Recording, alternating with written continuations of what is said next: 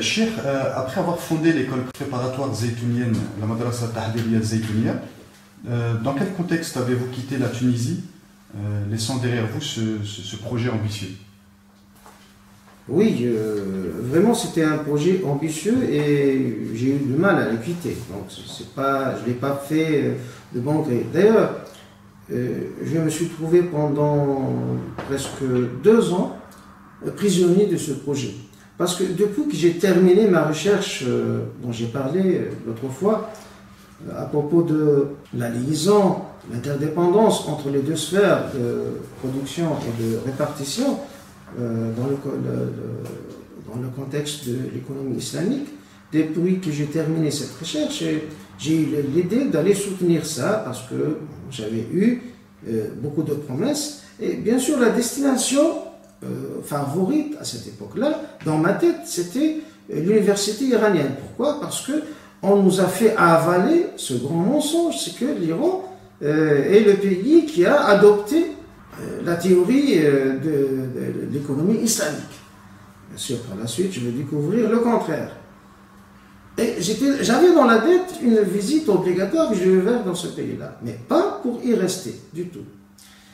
En plus, j'avais aussi une autre idée qui n'est pas dans ma tête seulement, mais était surtout dans la tête de mon père, qui insistait que je dois valider toutes mes études là avec une attestation officielle de l'Azhar. Il m'a dit qu'un jour ou l'autre, ici en Tunisie, vous aurez à ouvrir quelque chose d'officiel et vous aurez besoin d'un tel document, d'un tel diplôme. Donc allez-y, vous pouvez aller à l'Azhar et là, je pourrai vous écrire donc toute une lettre explicative et là, vous pouvez postuler à l'équivalence. On vous donnera leur équivalent de la Alémie sans problème. J'avais ça dans la tête et comme projet même prioritaire. Mais ce qui m'a retenu dans le pays, c'est réellement ce projet-là, le Madrasa Tahdiriya, l'école préparatoire, parce que ça n'a pas bien marché. On ne pouvait pas le laisser dans un état précaire. Pourquoi ça n'a pas bien marché? Justement, là, je suis obligé de parler d'une chose que j'ai toujours essayé d'éviter, c'est l'agressivité qui me paraissait à cette époque-là non justifiée et inexplicable. Par la suite, j'ai compris pourquoi dans leur esprit c'est une bonne guerre. Donc, cette agressivité de qui? Des chiites revenant de Rome. Parce qu'entre-temps, depuis l'année 82, on a commencé à avoir des élèves qui étaient partis, attirés en Iran par le roulement de tambour de la Révolution, et ayant connu une petite formation de 2 ans, de 3 ans, on leur a donné des diplômes pour s'insérer dans certaines institutions, ou parfois on ne leur donne rien. Ils sont revenus pour faire de la prédication, mais quelle sorte de prédication? C'est pas ce que la jeunesse intellectuelle tunisienne recherchait du tout. C'est pas le côté éclairé, reformé et révolutionnaire et humaniste de la révolution iranienne, mais c'est plutôt le côté le plus sombre, celui de l'héritage safawi. Et là, je ne peux pas entrer dans les détails. Pour comprendre ça, il suffit de se référer aux travaux du séminaire qu'on a fait pour les doctrines comparées. Et là, il est disponible sur Internet. Vous pouvez donc, tout le monde peut réécouter ça ou l'écouter pour la première fois pour comprendre ce phénomène du chiisme safawi, c'est quoi. Mais voilà, donc c'est une première confrontation qui nous a été imposée avec ce chiisme venant de Qom, et non pas de Téhéran. Parce que Téhéran, c'est la capitale de la révolution, Qom, c'est la capitale du chiisme safawi. Et donc ces gens-là, quand ils ont vu notre travail, et surtout lorsqu'on a fondé la SUIC, et lorsqu'ils ont entendu parler de Madrasa Zaytounia Tahdiriya, ils ont crié au danger. Parce qu'eux, ils voulaient pêcher dans le marécage de l'ignorance. Et le schéma auquel ils étaient prêts, ils étaient formés, c'est que vous allez trouver là-bas une terre inculte où il n'y a que des ignorants et quelques salafistes, et on leur a appris comment détruire détruire et démonter les arguments des salafistes. Pas plus que ça. Quand ils trouvent autre chose, tel que le malikisme zaytounien de Ben Achour, ils n'y peuvent rien. Ils se trouvent complètement à côté. Et donc, tout ce qu'ils ont accumulé comme bagage ne fonctionne pas. Et donc, pour eux, la hantise, c'est que notre projet réussisse. C'était ça. Bien sûr, tout cela, je ne l'ai pas compris de suite. Et je me suis trouvé tout à fait comme un Don Quichotte qui combattait les moulins avant. Parce que je n'ai pas réussi à comprendre mes adversaires qui étaient. Il était très malin et il ne m'agressait pas d'une façon directe. Il travaillait avec salafistes interposés et avec des frères musulmans interposés. C'est-à-dire, ils réussissent à monter les frères musulmans et les salafistes contre nous.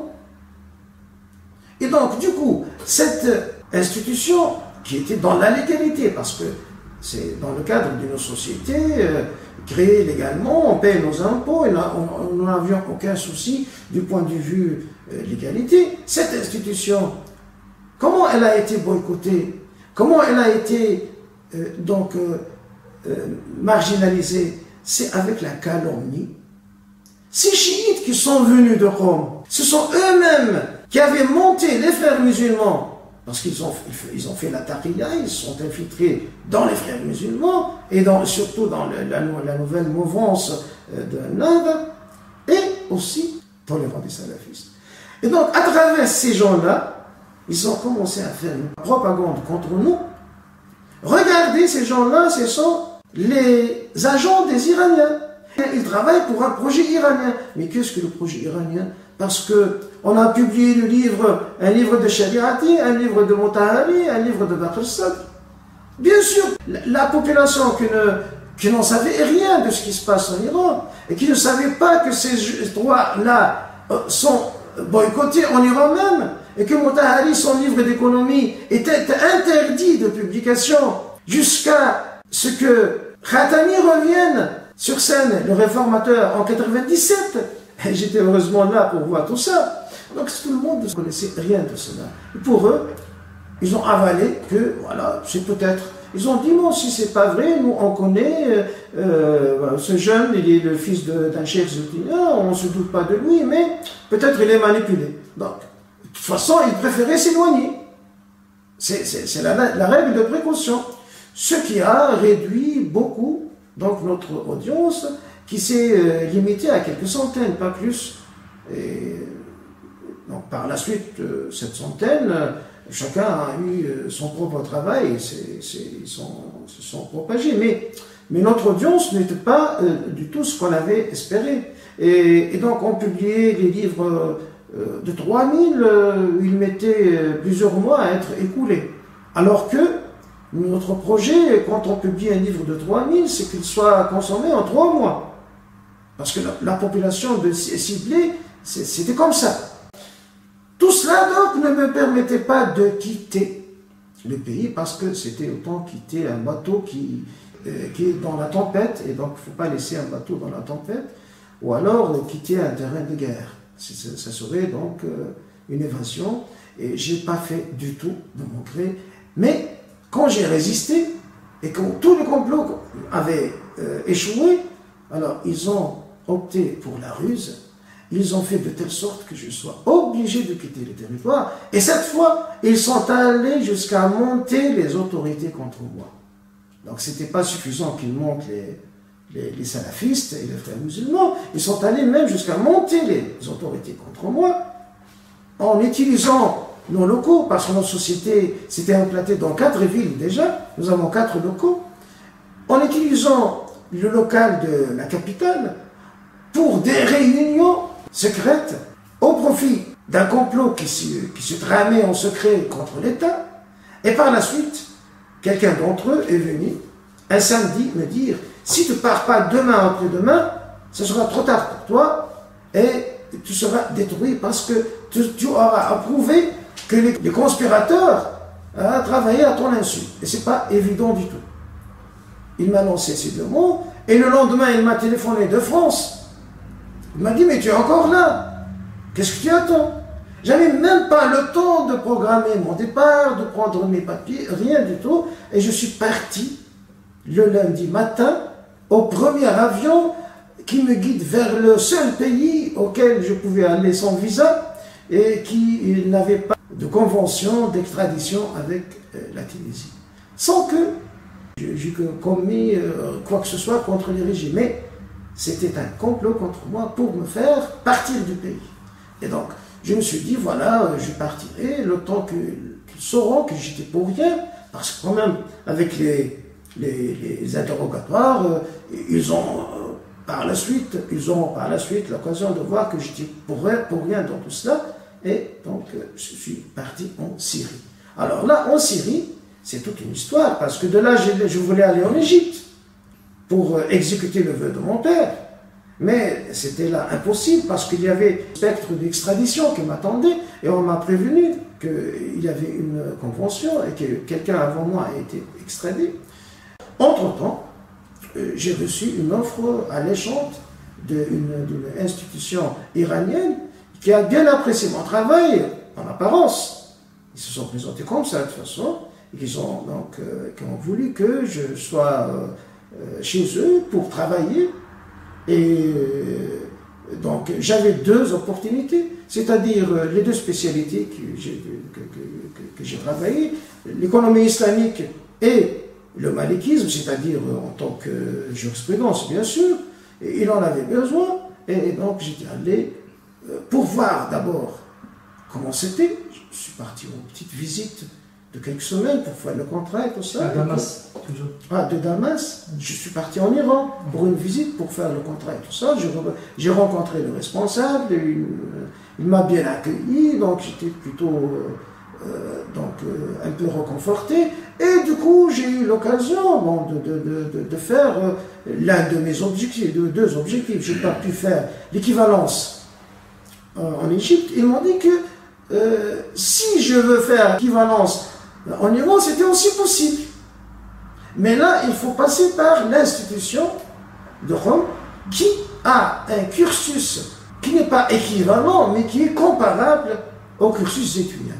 Et là, pour moi, c'était une découverte. C'est la première fois que je découvre ce que c'est le cursus, ce qu'on appelle la Hawza, et comment ça fonctionne. Bien que je n'ai pas appelé à dédier la Hawza, les étrangers n'entrent pas à la Hawza, mais ils entrent au centre mondial, le centre mondial des sciences islamiques. C'est un centre qui accueille les étrangers, que ce soit pour enseigner ou pour étudier. Et à partir de ce centre-là, je pourrais découvrir le monde iranien de l'intérieur, c'est-à-dire comment ça se passe, le cursus et l'équivalence et tout ça. Donc j'ai étudié tout ça au bout de 2 mois. Je suis revenu en Syrie pour étudier. J'ai fait part de ça à mon père. Au début, il était très énervé, il n'imaginait jamais que je suis allé faire mon équivalence là-bas, mais par la suite, il s'est calmé. Par la suite, heureusement, il m'a rejoint en Iran pour m'aider, parce que la réhabilitation passait par une révision des cursus que j'ai fait 20 ans auparavant, y compris de la langue arabe, donc il était à mon secours. Et pendant 4 mois, j'étais à côté de moi, en Iran. Et donc, c'était vraiment affaire très passionnante. Je ne vais pas parler des détails parce que ça sera l'objet d'un travail indépendant et ça ne sera pas donné.